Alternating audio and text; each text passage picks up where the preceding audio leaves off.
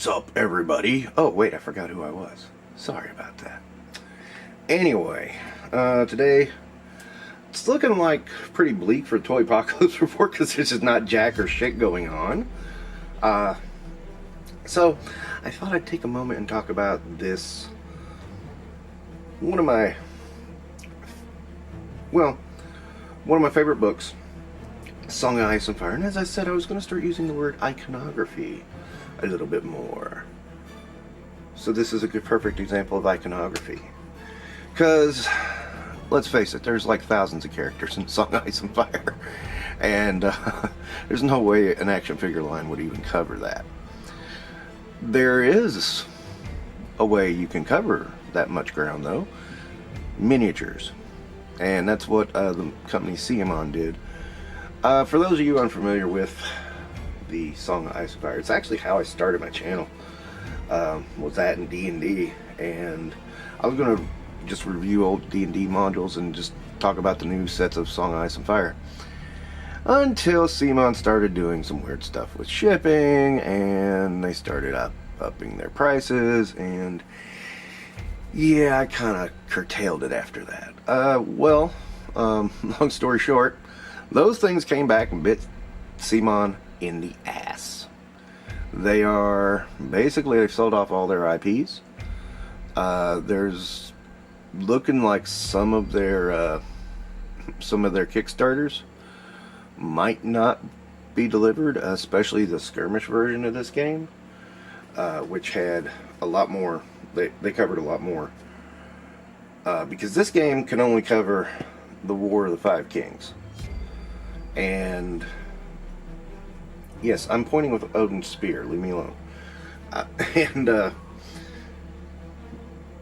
The skirmish game was going to have several other pivotal points in history, including the Battle of the Reach. You know, the one where Robert Baratheon basically killed off the Targaryen legacy. So yeah, there's that. Anyway, I had out, as you see the mountain right there, I had out the brand new, well, not brand new, it's a little bit old, the mounted version of the mountain that I had not painted yet. Then Roddy Piper over here decided to take a tumble off of the shelf. There you see Hot Rod. And yeah, he landed right on Gregor Clegane. God, I can't speak. He landed on Gregor, and his head popped off, which is ironic if you know the story. I can't find it, so I've not included him in this lineup. But anyway, it's a funny game. I think one of the big failures is it expanded a little too quickly.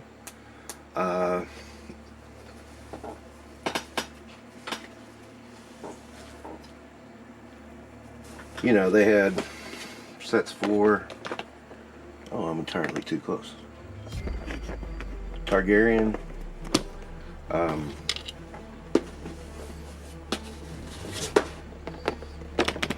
yeah, I can't get that in frame. Never mind. Free Folk, Martell, Night's Watch. Yeah, there was a lot of armies for this. And that was part of the problem, is that, you know, I got these, for the most part I played either Lannister or Free Folk. Those were the most interesting teams to me. My stepsons played mostly Night Watch and Stark. So yeah, that's kind of why I got all these. Anyway, it's a funny game because like I go online to look at it, and it's like the only game I see unpainted miniatures everywhere. I played in one tournament, and I was the only guy with painted miniatures. It was weird. You know. Anyway, these banners here, I won these in a tournament. I want to say I won those too. And I think I bought the Baratheon because I was at the shop, and I just felt like, you know, need to make a purchase because I'm there. And playing in a tournament, so I made a purchase of the banners, you know. just something just to help support the shop, kind of thing. I am not the best painter in the world, but I also bring this up because with Simon apparently going under, these things are getting clearanced. So their high prices that they brought in are getting eliminated, and they're going below the original prices of the original sets, which is nice to see, because they got to a point where it was like 44 bucks a box, and I was like, new.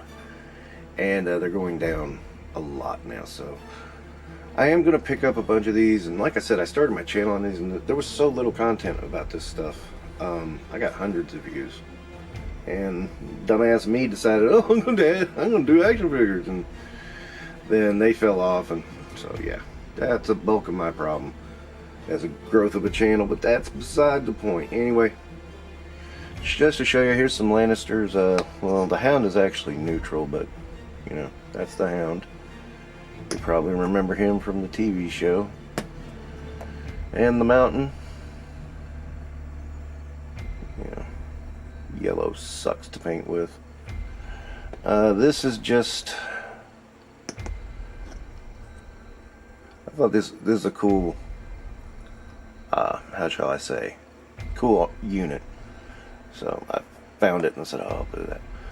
Of course, Tyrion Lannister, aka Peter Dinklage. I really kind of think, you know, he looks better in miniature form. Jaime Lannister, the Kingslayer. Yes, can you tell a theme? I put the Lannisters in all red. Cersei. And of course that bastard Tywin. I don't like the way that armor turned out because it kind of looks pink, but oh well. That's what happens, man. Stannis Baratheon, who did sport a beard in the book. His brother Renly, who ironically, as I've looked at it, had probably the best army in the game, which is weird since, you know, he dies so early on. And oh yeah, so Renly's banners, these are markers for the game to mark when you've moved. And I just decided to buy, when I bought these, I just decided to make half of them for Renly and just reverse the colors. Green and gold instead of yellow and black, just for fun. Then to the Starks, we got a couple of dire wolves here, because you know, dire wolves.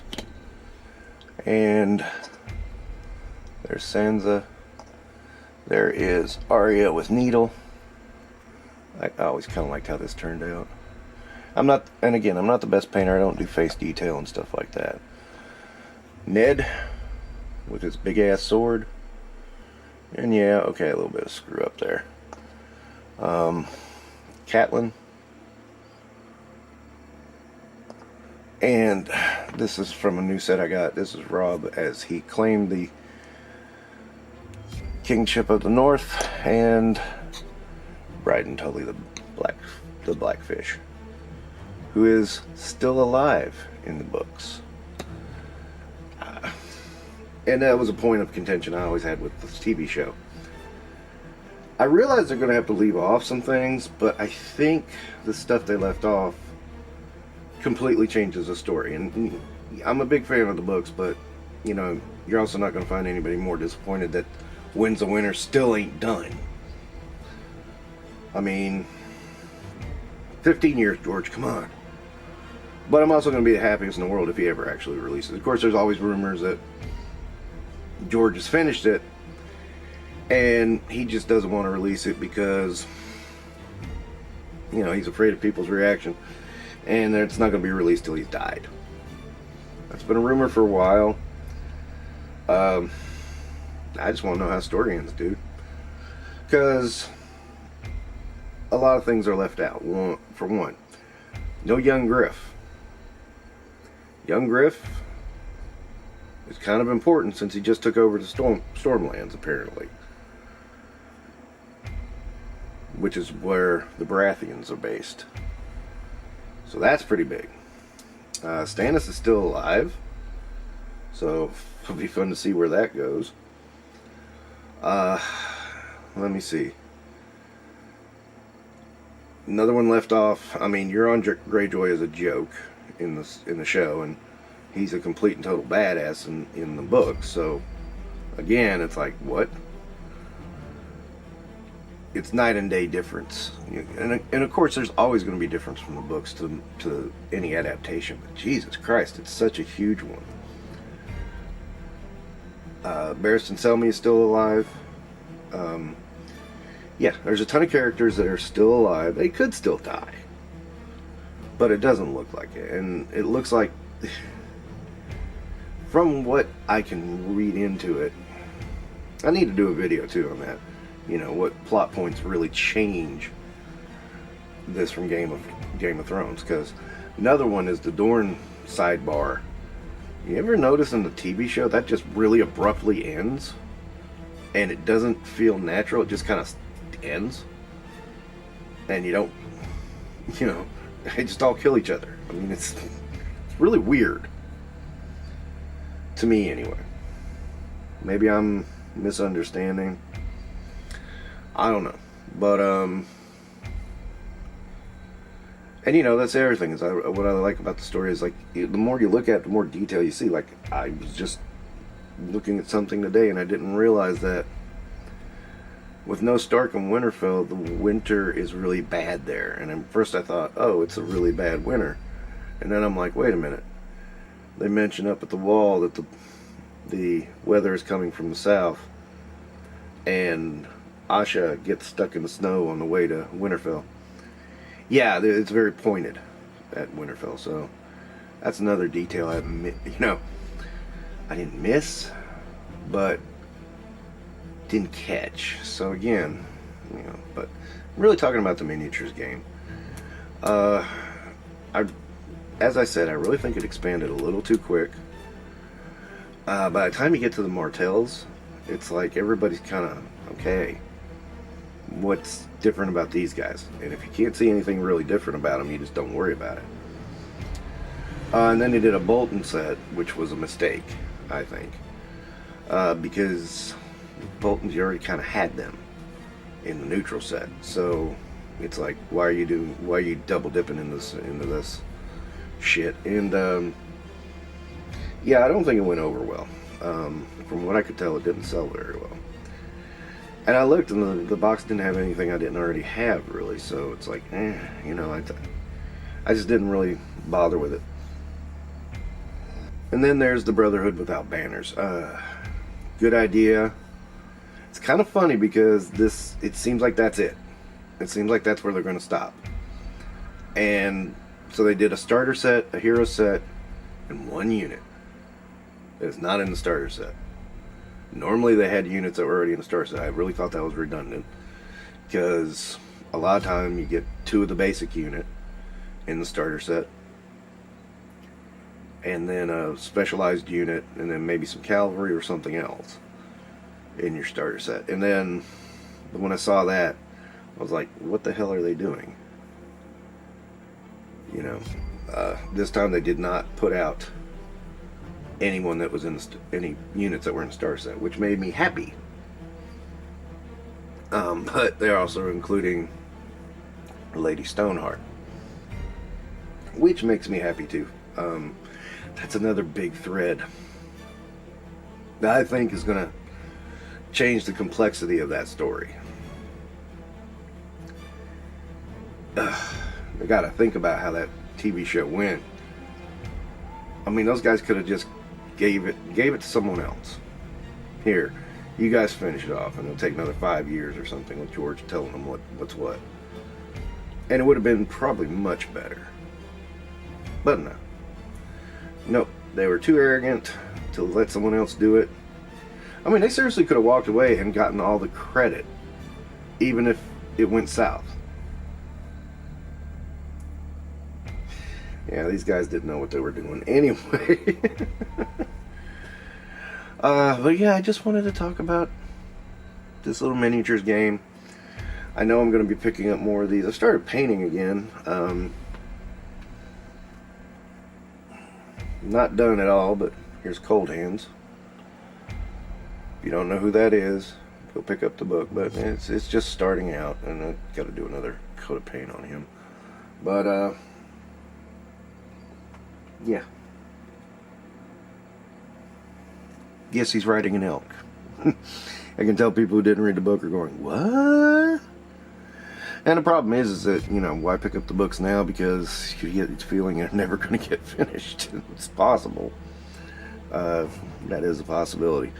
But still, I really like the books. I've always liked the books.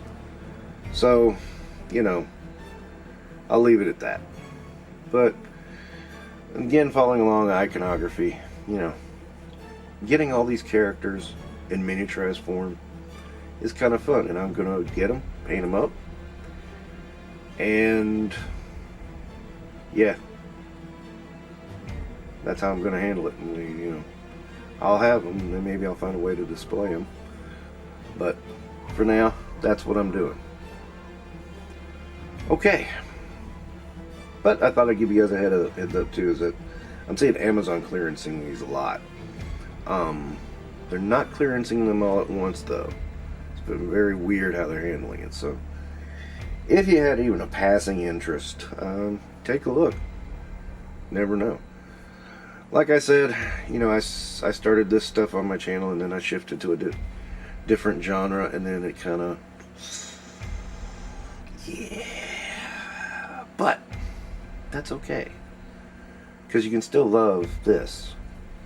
And like I said, one thing that's making me feel better about this is that there's finality. There's a goalpost.